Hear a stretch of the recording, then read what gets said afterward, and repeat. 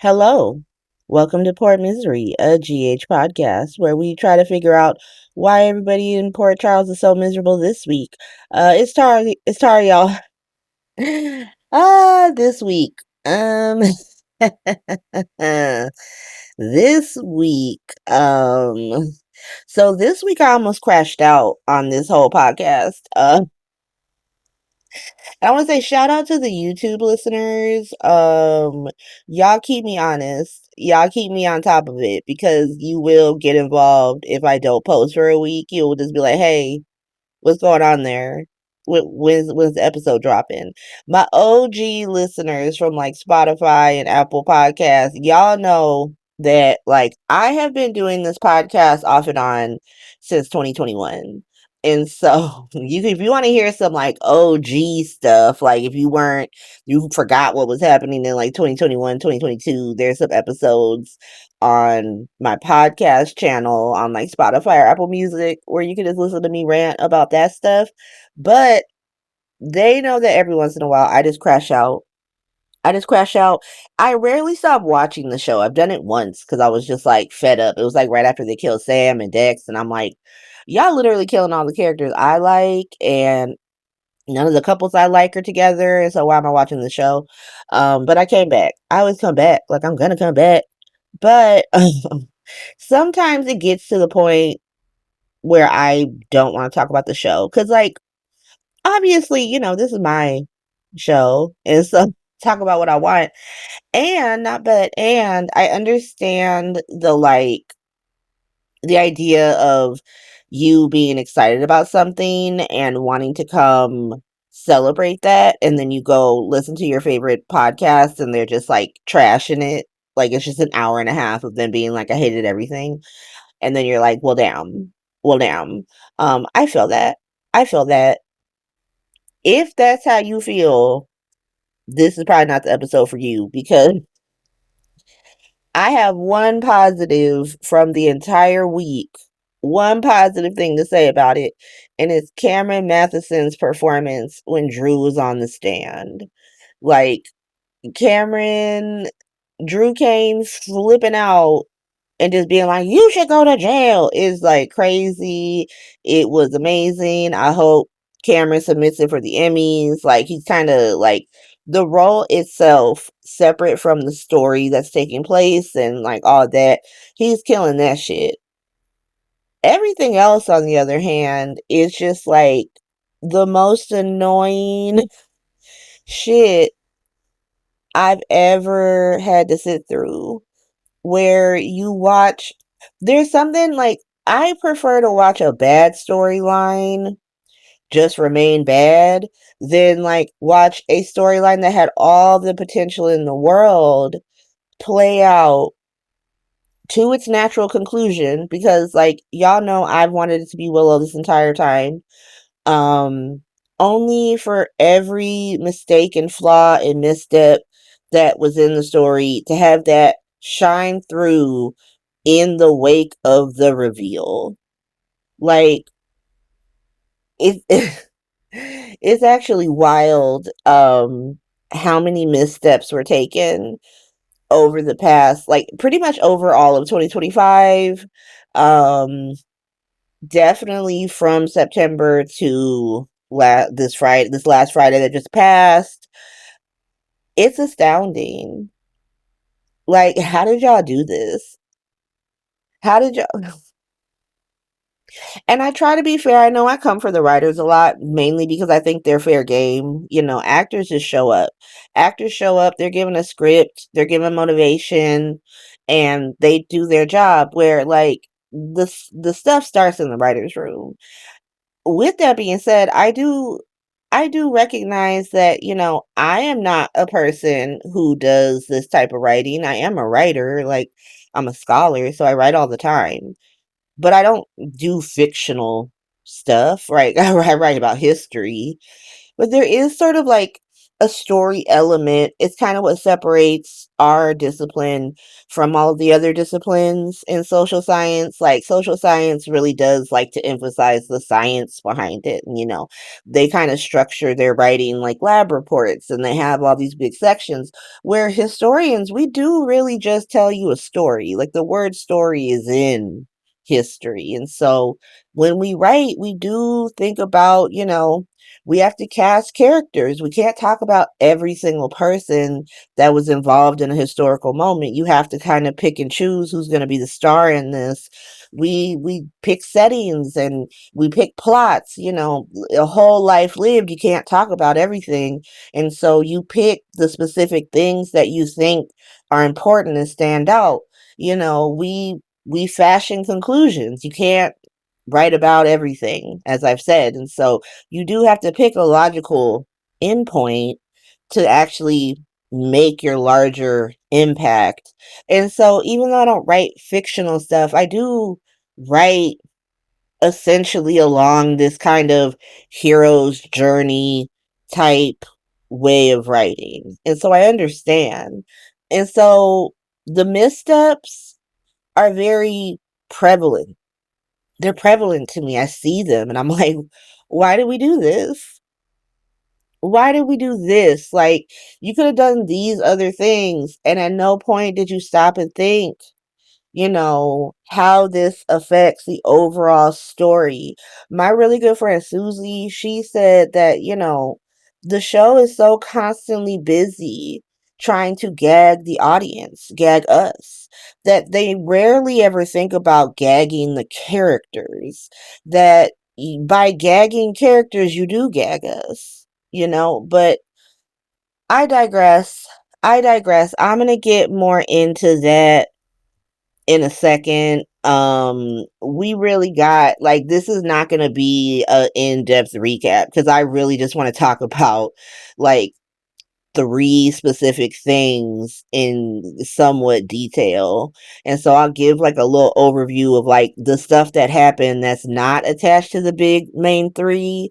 But essentially this whole episode is going to be dedicated to one, continuing why my argument of why Curtis Ashford is a bald-headed demon, because he is, because what the fuck happened this week, and who thought that was cute, who thought that was cute. Two, to explain why me personally, I do not support kissing cousins on soaps, and I have multiple examples to pull from both soaps and history. Okay, and so be prepared for that. And then also, I'm just gonna tear this Who Shot Drew storyline to fucking hell. I'm gonna rip it to shreds, and I'm gonna try to explain why I am not satisfied.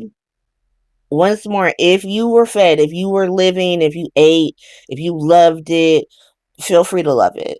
Feel free to love it. I am not telling you that you are wrong. I am saying that I personally do not love it. And I'm going to give you the reasons why I don't love it. All the reasons why it was a mistake, why missteps were happening. And if you disagree, I respect that.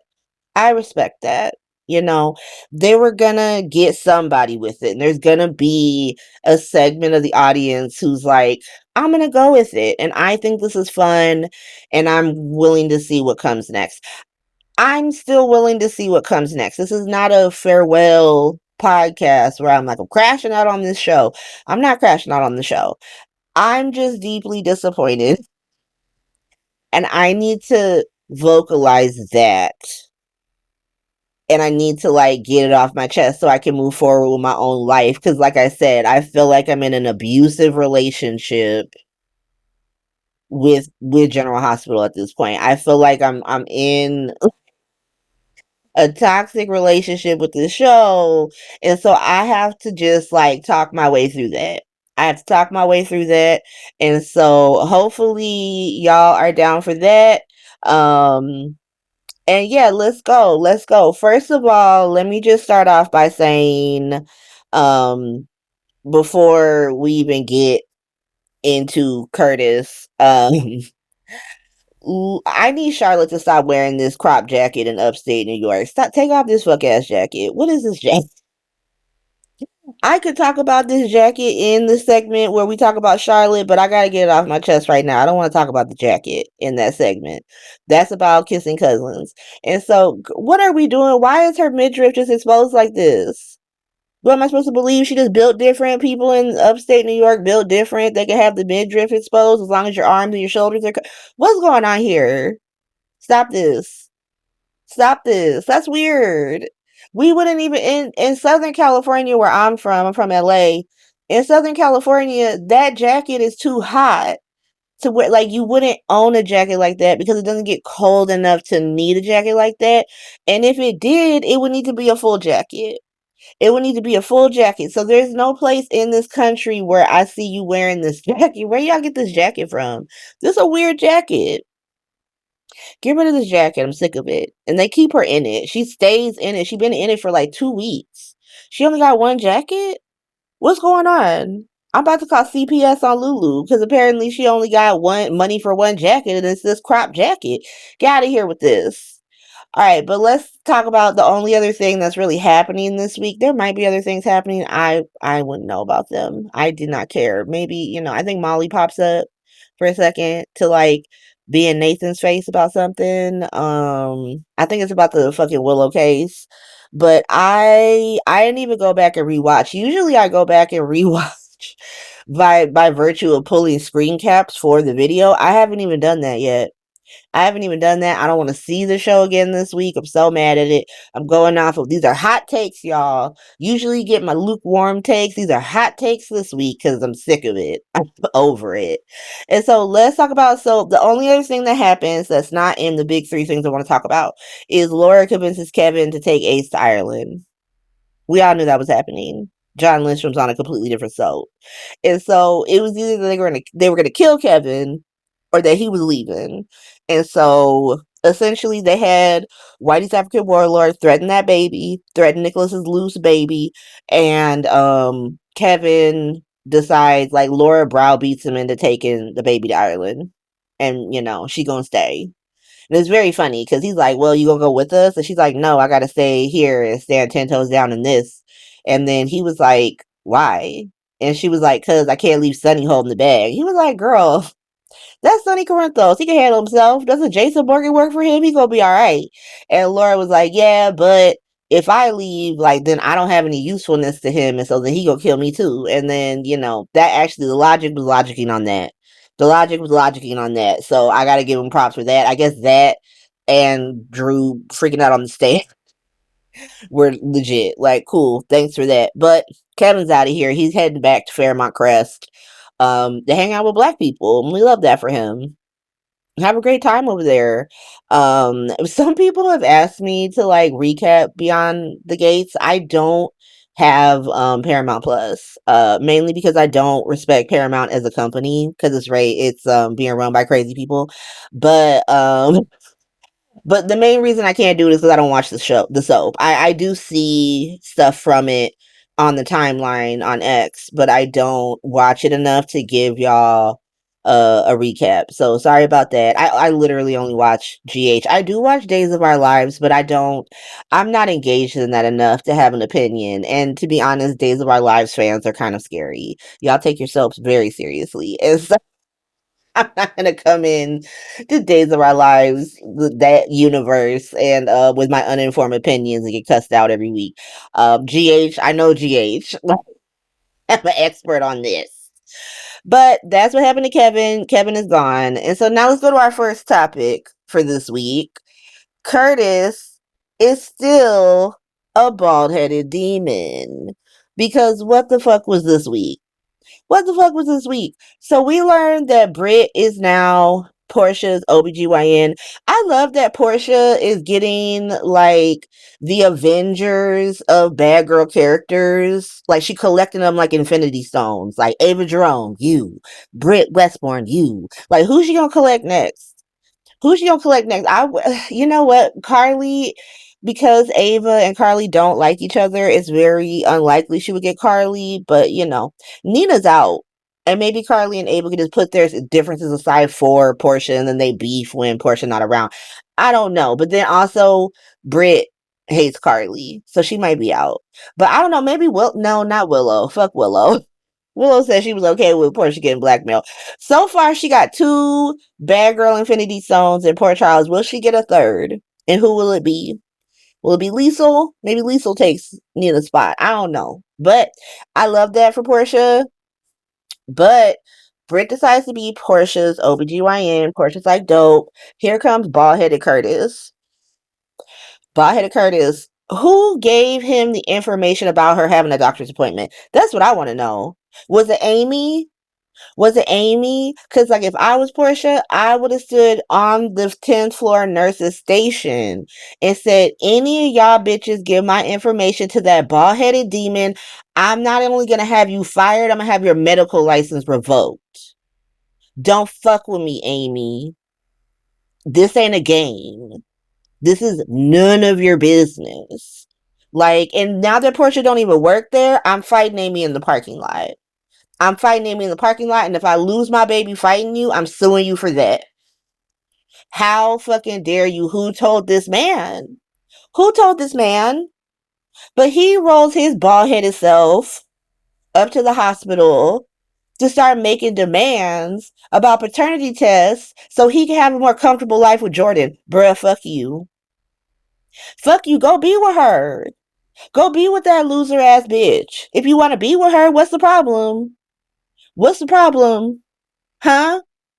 But whatever. So, Portia's like, look, I don't need this. I don't need all this stress. I just need you to work with me until this baby's safe and then we can do stuff. This story is so flawed because it's flawed trying to make Curtis seem reasonable instead of abusive. Because make no mistake, and like before y'all say it, I don't care how many times Portia lied to him. I don't give a shit, to be honest. This is abusive. He doesn't get to run up on her. He doesn't get to try and like find out her doctor's appointments, make doctor's appointments for her. He doesn't get to do any of that just because he was lied to 22 years ago. I don't give a shit. Fuck him. I do not care. You actually don't get to write women like this. You don't get to write women having to deal with this and then act like it's their fault for their past crimes. If y'all were doing this, I didn't like it when you were doing it to Ava and they literally had Sonny locking her up on a fucking island until he can get his damn paternity test. That shit was out of pocket too. Alright? That shit is crazy. It doesn't matter who you are doing it to. It doesn't make it right because it's Portia Robinson or Ava Jerome. It doesn't make Sonny Corinthos and Curtis Ashford right. That shit is raggedy fucking behavior. Lock these men up. And I love Sonny Corinthos. You know I love Sonny Corinthos. But when he had Ava locked up on that island, he was about to kill her as soon as she had that baby. Put his ass under the jail. Put him under the jail. And I felt that way about that character several times. Today he always wins me back with some outlandish shit that's not directed at a woman. But they have had Sonny Corinthos do wild shit to women, which is why they have to write him a certain way now that I'm going to get into when we talk about that Willow story, right? But writing Curtis this way because you think that Portia is such a lying-ass bitch that he can get away with it, he's not getting away with it with me. He's not getting away with it with me. And so Portia goes into the appointment. At any point, you could have had Britt tell her, like, girl, you are in your 50s and you're pregnant. And so you actually can't be having this paternity test because it's dangerous. Because it's not like a fucking cheek swab, right? It's an invasive procedure that can harm the baby. And so at that point, that would have given Portia, like, listen, y'all both know you in the running. I'm going to be honest with both y'all. But also, I'm not putting my baby at risk, right? No, they have Portia be like, I hope it's Curtis's so Trina could be happy. What?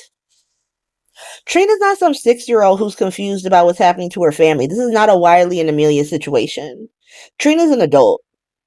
You don't actually have to wish that you're getting to give her a replace. She's gonna get a sibling regardless that baby is her sibling. And so you don't have to wish to give Curtis a replacement baby to make Trina happy. Why you have her say that? First you had her say she wanted it to be Isaiah's baby, now she wants it to be Curtis for Trina. Okay. But she doesn't get the test, so she tells Elizabeth she doesn't want to get it because she's worried. Elizabeth's like, you don't have to get it. You don't have to get that shit. I guess Elizabeth, I mean, her stans don't think of her as a bad girl, but I hate her, so I will actually, that's her third bad girl Infinity Stone, because Liz has done some shit on this show. Let's be so serious. If you love her, feel free to love her. You know I love Carly. And so, we love different people. But Liz has been out here. She's done some crazy shit. She kept a bitch in a tower. And now she head nurse. And so she could be the third bad girl Infinity Stone for Portia. And I'm fine with it because she was capping for her. She was like, you don't have to do anything you don't want to do. Word up. And so then we go back to Curtis. And Curtis runs up on Britt like, I want to schedule this paternity test. The fuck? Who the fuck are you? Who the fuck are you? Who are you to schedule a woman's appointment for her? And I've had people on in my mentions on Twitter being like, "Well, Portia lies." I don't give a shit. I don't care how much this bitch lies. It doesn't give him the right. Women's rights and their choices do not disappear because they lie. He just has to live with this lying ass bitch for the rest of his life. That's his cross to bear. It doesn't give him the right to run up and make appointments for her. That's crazy. And Isaiah runs up on his ass and tells him that. Like, you don't get to do that, bruh. And then Britt reaffirms that. Like, let me be real clear. Portia's my patient, not you, and not you. And so if she wants a paternity test, then I'll schedule that shit. But until then, kick rocks. Exactly, Britt. Let him know. Let him know. And so Curtis and Isaiah get into it. And all of a sudden, now Portia is Curtis's wife once more. Oh, so that's what you were doing with my wife. So that's what I think that's disgusting. You are now actually openly fucking Jordan. You've been in open dates with her. Everyone knows that your marriage to Portia is over. But when you want to claim ownership of her over Isaiah, now she's your wife. When you want to schedule appointments and call doctors behind her back, now she's your wife. So when you want ownership over her body and her choices, she's your wife. You are a bald-headed demon. You are a terrible person. You are an abusive man. This is what you're writing Curtis Ashford to be. I want Portia to get a restraining order against that man. He's not allowed to contact me. He's not allowed to talk to me. I don't want him within 100 feet of me, to be honest. When this baby's born, we'll have the DNA test. If it is his child, then we can work out a schedule where he can see it. He's going to pick it up from a nanny in a neutral fucking place where he doesn't come to my house because I don't want to ever see him again. Fuck him. He is being written terribly. Once more, I don't care about Portia's lies.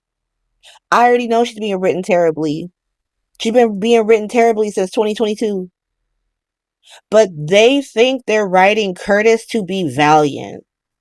They think that he is chivalrous. They think that he's the victim when he is the abuser at this point. Leave this woman alone.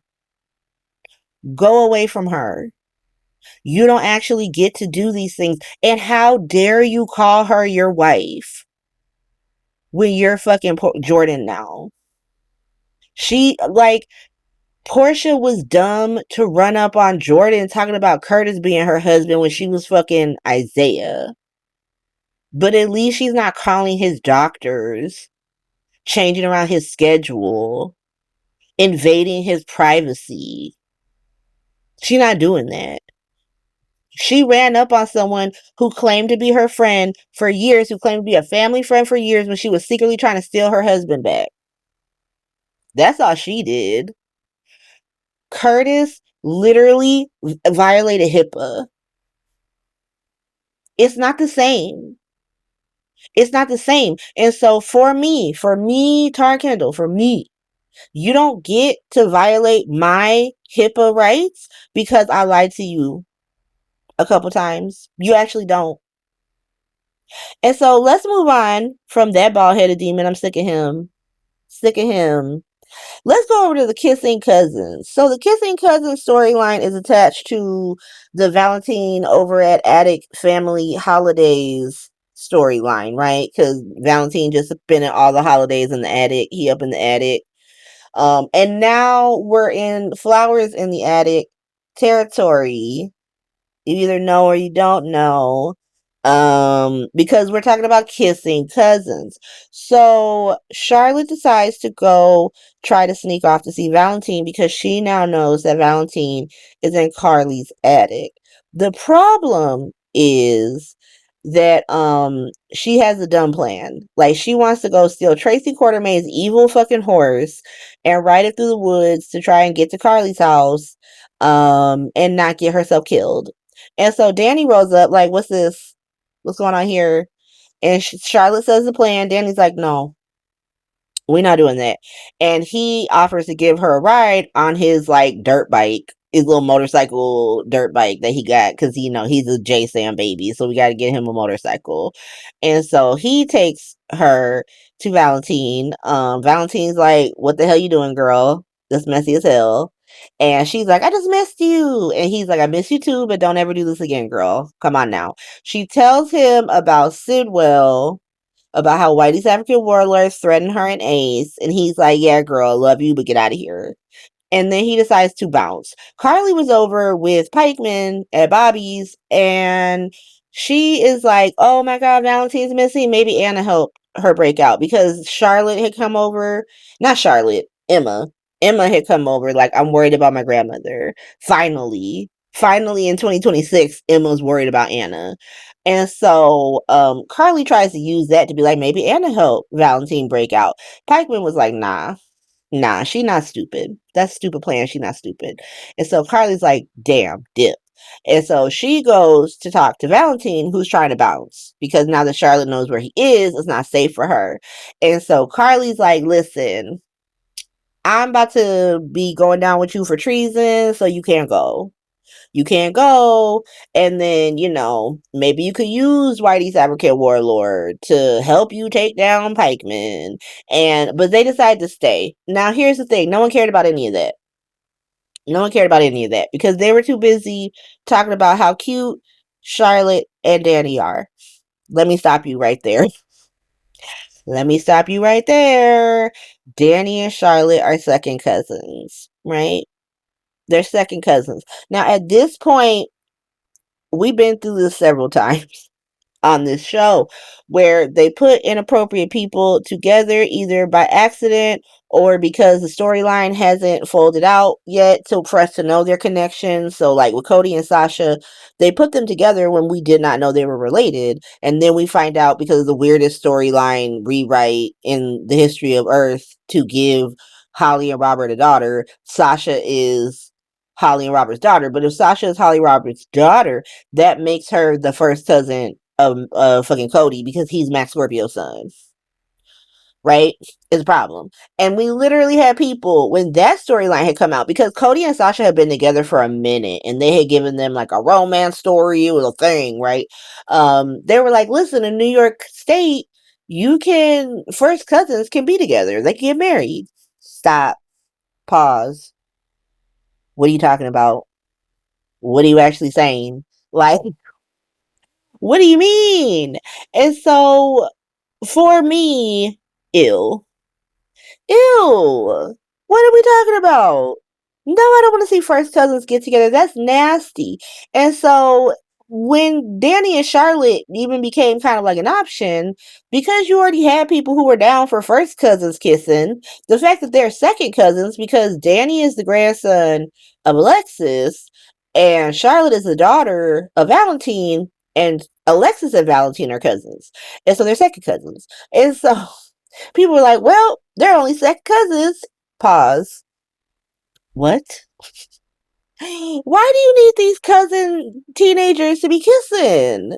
That's weird. And people came to me and they were like, listen, there was a story on Guiding Light between cousins who ended up falling in love, like first cousins, and it was great. And I was like, okay, well, I did not see that story, but sure, all right.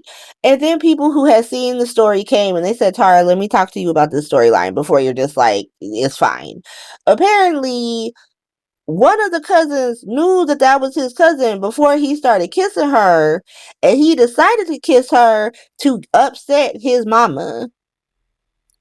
And so the kissing cousin storyline started as a revenge storyline because he knew that kissing his cousin was nasty.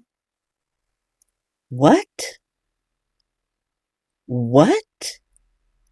And so, no, I will not support kissing cousins. Absolutely not.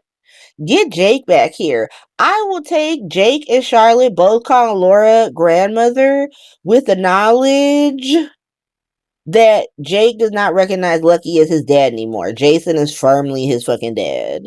And so they're not related. And they weren't raised to be related because they decided to make Lucky a deadbeat and have Jason come back to life several times through several different characters. And so Jason is now just Jake's dad, and so they can be together. Get Georgie over here. I would love this Pixie baby to be with the Jason baby. Give me that storyline. But I don't want Danny and Charlotte's second cousins to be together. And like, listen, people have been knowing that cousins kissing is nasty. They've been knowing this since the Middle Ages, in the 14th, 15th century. First, second, third, fourth, even like fifth, sixth. Like Henry VII and Elizabeth of York had to get papal dispensation to get married because they were fourth cousins, because they both shared a great grandfather in John of Gaunt. Okay, the church was like, listen, we're gonna have to talk that through. We're gonna have to, talk to Jesus and Mary, see what he has to what they have to say about that, and see if your political union is worth being nasty like this. Okay, because in canonical law, you could not marry a cousin that was up to the sixth degree, meaning that you could not marry somebody who you shared great, great, great grandparents with, let alone regular great grandparents or grandparents with. This is nasty. The Habsburg dynasty literally imploded on itself because they had so many first cousins and uncles and nieces getting married that so much inbreeding had happened that like they biologically fell apart. And so this idea of it, and I know what you're saying, well, it's a soap, and they're not really doing this. And yeah, I don't want to see it. That shit is weird. It's weird, y'all. They could be really cute friends. They could be like a freaking Jarly situation where they're just platonic besties. I like friendships like that. I like when we live in a world where men and women can be friends without having to be romantic, or they were romantic once upon a time, then they become friends. I don't want Danny and Charlotte to ever be romantic. Y'all are family. You're Cassadines. Be so fucking serious. Be so fucking serious. And they're so young that we don't even need to start this because they actually have young people playing these roles. Like, and so we don't even need to think about this. We don't need to do this. And so no kissing cousins. No kissing cousins. Next thing, let's go to the big story of the week. We finally figured out who shot Drew. It was Willow. It was Willow, and you would think that that would make me very happy. You would think that I would be over the moon on that. Like, yay, they gave me what I wanted. And yet, I I have never been more disappointed in a storyline in my entire life. Willow shooting Drew is a flop and a half. It is flopping all over the place. It is stupid because to make it work, they had to make every character stupid or they had to disappear them altogether. Like, we just went with the fact that Alexis gave the police a fake alibi and everybody just went with it. And now she's Willow's attorney. And that's never been brought up. That's never been brought up. Anna said in the beginning of the investigation that the reason we were not considering people like Sonny or Sidwell was because this was a crime of passion, not a professional hit. And then they flip-flopped on that, had Ghost Nathan say that this wasn't a crime of passion, this was a professional hit, so it could fit the made-up detail that Willow was in the white Dora Milaje for Dawn of Day. Okay. We had to, like, Carly and Jason were never at this trial, even though it makes no sense for them not to be at the trial, right? Because we can't remind people that Carly was never truly cleared as a suspect. Because now you just want it to be between Curtis, Michael, and Willow. Now we have to believe that the councilman who has no wife, no children, was taking this high class hooker to a motel and not someplace like the Metro Court or his fucking house. Like, I vote the house, because if you don't have no wife or kids, why can't you just take this woman to the house? You think she gonna steal from you? She works for a high class escort service that you could call. She works for a place that has an HR department. But you worried about her stealing? You gotta take her to a Motel 6? That doesn't make any sense. The high class escort service just gave up records of its if it's illegal activities of sending out sex workers. I'm supposed to believe that? Like, Tracy can't tell a bluff now? Tracy can't tell a bluff when she busted out the pictures, right? So Alexis gets Tracy on the stand. She gets some pictures of like a security, like home security footage that's supposed to show what? Michael was in his car across the street. Tracy's at the door. Well, it has to only unless Michael parked on the lawn of Drew's house, there's no way it shows both Michael and Tracy acknowledging each other. There's no way. And if it did, how does the police not already have this footage? Like, how is this new footage that the police wouldn't have? That doesn't make any sense. Kai and Trina. Oh my God. Kai and Trina. I'm supposed to believe they have all this moral fortitude about the wrong person going to jail, but their convictions aren't actually strong enough for them to risk anything in the process, right? You can't risk telling anybody how you know this. You can't go to the police, but we just got to figure it out. We got to get Gio involved, and now Gio's once again betraying his family. For Willow? Why? And there was a reason. You could have given Trina a reason, like, well, I have been falsely accused of something, and so if that's happening to Willow, I want to help her. But no, they had Trina be vehemently against it, like, I can't betray my friend, only to be like, I guess I can for your moral outrage, Kai. Like, what? What do you mean? And they're going to Gio, and it just took. Remember when they lied to you, Gio? Don't let them lie to Wiley. And he's like, bet. Let me go betray my family. Wiley has a cell phone. If Wiley has a cell phone, couple things. What does Willow mean she hasn't been able to contact him if he has a cell phone that's his own where he can contact her, and we know he can contact her because that's how Kai and Trina heard the ringtone and confirmed that it was Willow. And so what does she mean I haven't been able to see my child? FaceTime them. Like, that's a thing in 2025, 2026. You can FaceTime. Like, also, Why did Christina need to set up phone calls between Wiley and Michael when he was in Germany if Wiley has his own phone? Huh? They had to do all these things, right? They had to do all of these things for different reasons to actually make this storyline work, because it became so contrived from the very beginning, because they never set up Willow for success in this storyline. The storyline was never set up for success. And I really wanted to like it. You all know I really wanted to like it. I was making tier lists. I was doing all the things.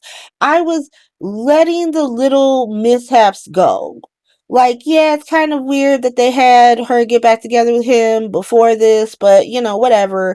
Maybe that's supposed to be like a misdirect. I don't know. Yeah, it's weird that they kept him alive.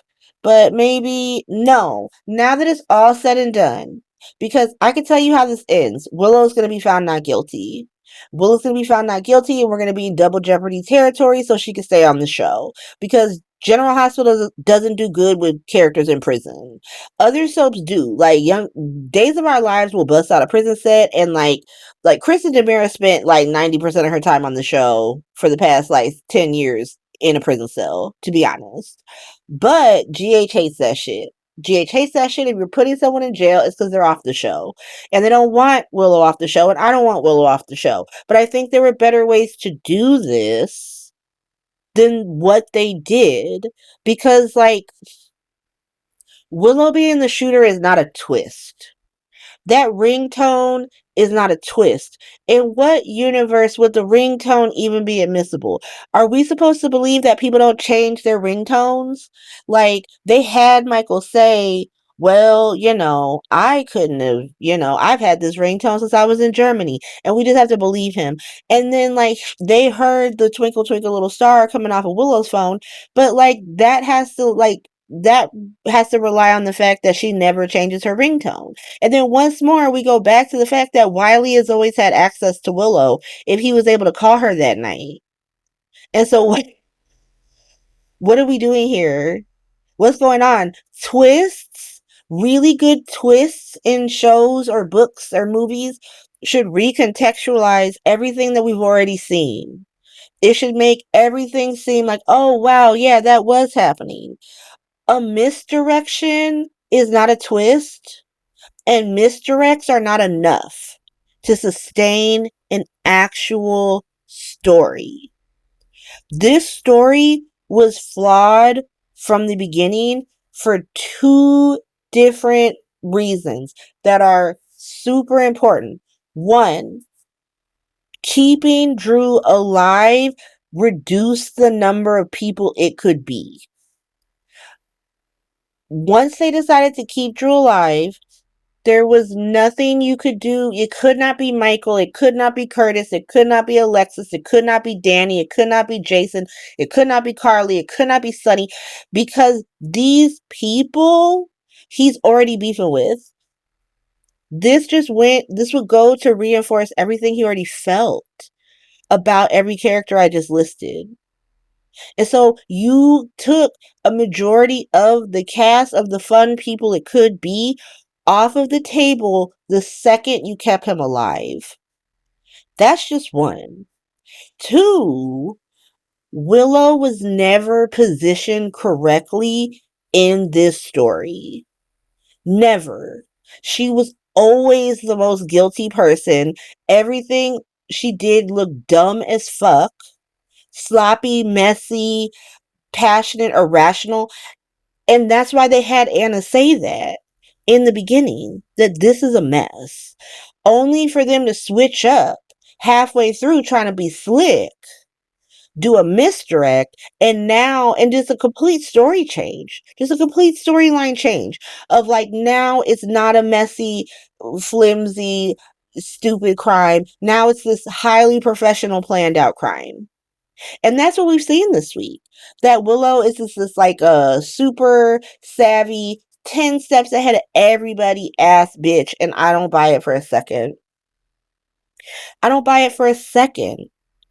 It's never made sense that she was more mad at Nina than she was at Drew, because canonically she's known Drew longer than she's known Nina. She has a deeper relationship with Drew that predates their romantic relationship. And so, like, she wasn't fucking with Nina for most of her run on this show. This shouldn't surprise her at all. Like, she always should have made up with Nina before she made up with Drew, right? She should have still been beefing with Drew when he got shot, but was like, I didn't want him to be dead. I wasn't trying to shoot his ass. And then have her get back together with him on some organic stuff. She needed monologues. She needed those like scenes where, like the scene you gave her on Friday where she's like snickering in the background. You should have been having her do that this entire time. Just little scenes of her looking sus. But you didn't. Because this was never the plan. The plan was always dumb, and then you try to do a bunch of misdirects, and then you just flat out change the story. It's ridiculous. And so this week, like I said on my last podcast, Alexis, she did her damage. She got the creepy council person to admit he was with Jacinda. Christina tried to pay her off to like go away, but she decides to go to the courtroom and like get Michael like, let's run away together with your kids. Girl, what? But then she gets pulled on the stand. She has to admit she was with Michael. Michael has to admit he lied. Tracy admits that she saw Michael. It was all a fucking mess.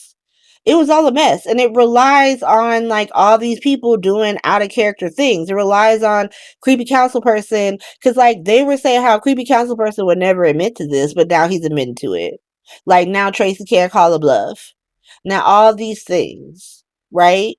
You got Dante and his man pain, like, oh my god, then my brother lied to me, yada yada yada. So we can all sit and be like, ooh, look at Willow being this like devious, magnificent, but then you don't show any of it.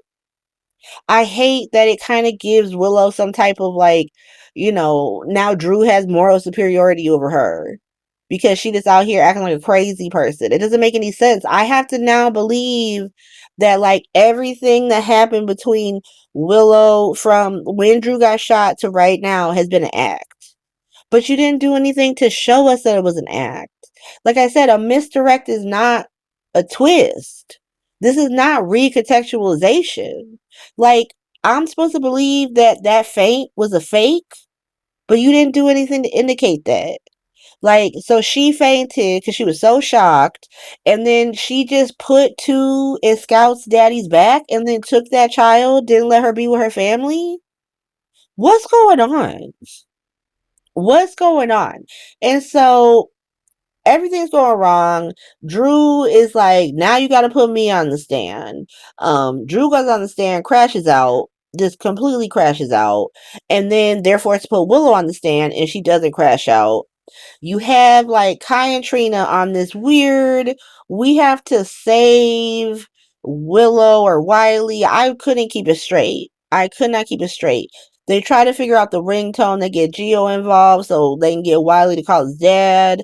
And essentially they realize that it's Willow. That it's Willow. And now they're like, what do we do? What do we do? And they have this whole scene where they have to talk it out and how like they can't possibly go to the police. Here's why you can't go to the police. Both the horny DA and Alexis have rested their case, and so no new evidence can actually be introduced into the case. The case is done. The trial is over. They're just doing closing statements now, and they both cannot bring up anything that Kai and Trina say in their closing statements. That would be introducing new evidence. They're not allowed to do that. And so why does this even matter? Why does it, like, Kai, Trina, and Gio were just props to do this flop ass reveal that doesn't even align with the character you've been writing Willow as since like 2018, which came on the show. Willow came on the show in 2018 crying in her car, Chase trying to give her a ticket. He's like, "Oh, man, why are you crying?" And then we learn about the Donna Day nonsense and how her mother, her adopted mother, it's not even adopted, her mother who stole her essentially, put her in this sex cult. She got pregnant by the leader. She like ran away, had the baby, gave it up for adoption, was trying to live a new life. She was a teacher. She was beefing with Nina and Valentine. All this stuff. She got to save Christina from the fucking sex cult. And then she's with Chase. And then all of a sudden Nell comes back and she wants the baby because she had given the baby to Lucas and Brad, and then we got through that storyline and we learned that Willow's baby actually died because she thought that Lucas and Brad had her baby, but turns out the baby died, and that was Wiley. And so Michael, allows her to still, well, first he's with Sasha at the time and he wants Sasha to be Wiley's mom, but then Nell comes back like, "I want custody," and we got to live in a world where Nell and Michael are equal because they both went to jail. Make it make sense. And so they're like, "Well, Sasha has a record because she conned Nina, and so she don't look good." And so they put Michael and Willow together because Willow, being in a former sex cult, looks better than Sasha having a record. Okay. And so now we have fake Willow, right? We got marriage of convenience Willow. And they get custody of Wiley and then they slowly fall in love. But then Chase crashes out like, "I can't be without you, Willow." And so she gets back with Chase, but then she still wants to be with Michael. But then Chase gets poisoned and he's dying. And he's like, "The only thing I want to do before I die is marry Willow." So Willow marries Chase, but then Chase doesn't die, but he's paralyzed. And he's like, "The only thing that's gonna make me walk is being with Willow." And so now she gotta stay with his ass. But she starts cheating on him with Michael. And of course Chase finds out and he's mad, but he's like, "Well," and then Willow gets back together. But then Willow gets cancer. Willow gets cancer and she's pregnant, and we're finding out that Nina's her mom, and Carly knows, but she doesn't want to tell her because Willow says she hates Nina. But then she gets cancer and everyone finds out, so Carly gotta tell everybody that Nina's Willow's mom. And now she mad at Willow. Now she mad Willow mad at Carly, Michael mad at Carly, but they get over it because we can't have drama on this show. And so now here comes Drew being like, "Let me go find Liesel, get you this bone marrow transplant because you can't get it from Nina." And so now Willow is grateful to Drew. We heard that on the stand. Like, wow, owe him everything. There were several people in that storyline. Several people in that storyline. But now she's grateful to Drew and they start vibing, and now she's cheating on her husband with him. That has been Willow's story since Jump, and none of it leads to conniving ass bitch. But yet here we are. We're supposed to believe that they gave us a flashback of Willow breaking into the Quartermains because it's probably one of those times she showed up when she wasn't supposed to show up. Breaking into the Quartermains, getting the gun, wearing gloves like she Jason Morgan, and the one of her putting two in his bag with gloves on, same gloves, right? And then the next day, because everyone's like, "Well, it seemed like Willow pulled that shit off." So they're at the Metro Court still. No, they're at the Port Charles Grill. They're at the Port Charles Grill. She just starts playing Drew to get into a fight with Jason and Carly, who I'm supposed to believe would just go to the Port Charles Grill instead of the 4-star restaurant that Carly owns at the Metro Court, where she gets food for free. um they're paying other people to cook for them, sure, but so we can have this stupid thing because for the first time they decided to not have Drew and Willow go to the Metro Court. So you have Jason and Carly come to them, and then she plays him, I assume, because the problem with that scene for me is that she's not saying anything that she hasn't already said to his ass a million times over. She been saying this shit to him since they started this affair, where she acts all ignorant to the fact that of why Carly wouldn't like her. All I did was cheat on her son and try to keep her and Sonny from him when he was all burnt up and threatened to give him subpar care unless she did what I said. Why she want to be my friend? I'm so confused. I'm so confused. I'm so hurt. That's the same shit you were having her say in 2024, to be honest. But now I'm supposed to believe that this has all been a conniving plan. You didn't set it up. You didn't set it up. You just flip flop. You just decided that nothing but misdirects or twists, just, bullshit is twists. I'm going to change the story anytime I feel like it. And now Willow, it turns out Willow's never been a victim. She's been a villain this entire time. Fuck you. Fuck you. What's this little smirk supposed to be doing? What's the smirk? I don't care about any of this. Like, this all seems like a flip-flop because we all figured out it was Willow the first day that the storyline happened because of the shadow of the shooter could be no one but Willow because of that fuck-ass bob that she has. To the point where when you finally decided, fine, we're going back to the original plan and making it Willow, Katie's hair had grown 4 inches from the fuck-ass bob that she had when this happened. And so that's the week. It's not a very long episode. I mean, it's almost an hour. So if you stuck around listening to me rant about this show, congratulations.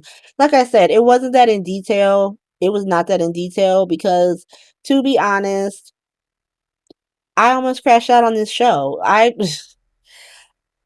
was not impressed. I didn't like it. I didn't have a good time. I don't like being played with a show. Like, I'll go with you on some crazy shit, but I'm not gonna have you play in my face. And like, none of people's, like, I don't like a show that doesn't reward people for like actually trying to follow the clues and breadcrumbs they lay out, and then all you stop laying out breadcrumbs and you start throwing tic tacs on the ground, and now I'm not sure because like I've been following breadcrumbs, but now you want to start throwing tic tacs and be like follow me, and then I gotta follow like 700 Tic Tacs before you get back to actual breadcrumbs because the story was always that Willow had to be the shooter because this was never about gagging the audience. As like I said in the beginning, what my friend Susie said, you should never have been trying to gag the audience. You should have always been trying to gag Drew if you were going to keep his character alive. It had to be somebody that he would be genuinely shocked and hurt by getting shot. And that was a very short list. That was a very short list. It was Willow, it was Scout, it was Monica. And you could have made it Monica. You could have done a body double and had the blonde wig and just had this, old Monica shoot him in the back twice and then go home and die. I would have loved that shit. I would have been like, oh, damn. He said you can't. She said you can't have that name. You can't have that name and stop hurting my family. And then she shot him in the back, and then she went home to Jesus. That's amazing. But instead, you did this, and now we're gonna have to deal with Willow spinning the block. And here's the thing: Katie got it. Katie's gonna be fine. Katie's gonna kill this. I've seen a bunch of stuff that Katie did before she was on GH, and she traditionally plays bitchy characters. And so I'm not even worried about her turning into this like devious bad girl character who's getting in people's faces, letting them know what time it is. I'm fine with that. I'm saying how we got from precious innocent Willow, who was cosplaying Lila Quartermain, to how she became Claudia Zakara. That story never landed. It was contrived. It was full of misdirects and zero twists. It doesn't make any sense. You didn't lay the groundwork for that. You are literally doing the bare minimum. It was a lazy story.